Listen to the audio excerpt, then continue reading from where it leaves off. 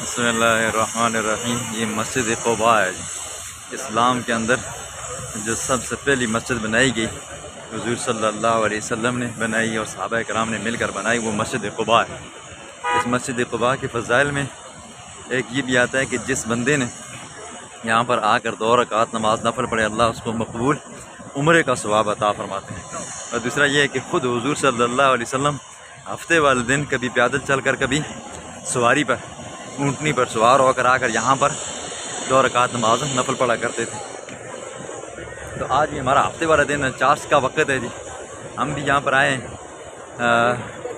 2 رکعت نماز نفل پڑھیں گے۔ اللہ سب کو یہ مقامات دکھائے، یہاں پر نماز پڑھنے کی توفیق عطا فرمائے، اور یہاں پر ہر بندہ اپنی جائز دعا کو بھی، مرادوں کو بھی پورا کرنے کی کوشش کرے۔ اور اسی مسجد کے بارے میں قرآن کہتا ہے نا، لَمَسْجِدٌ أُسِّسَ عَلَى التَّقْوَىٰ مِنْ أَوَّلِ يَوْمٍ أَحَقُّ أَن تَقُومَ فِيهِ۔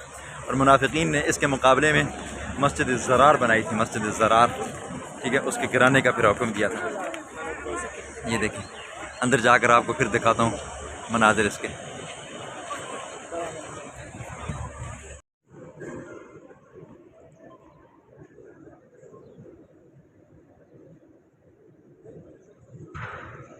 والذین معه اشداء علی الکفار رحماء بینہم، اور بسم اللہ الرحمن الرحیم، تنزیل الکتاب لا ریب فیہ من رب العالمین، الف لام میم، ذالک الکتاب لا ریب فیہ ھدی للمتقین۔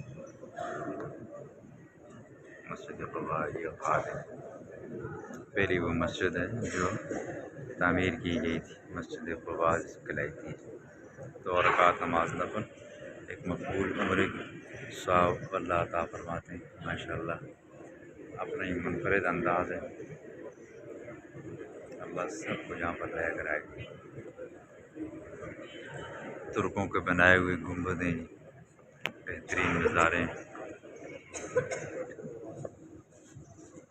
لمسجد، اوپر میرا پہ لکھا ہوا لمسجد اسس علی التقویٰ من اول یوم احق ان تقوم۔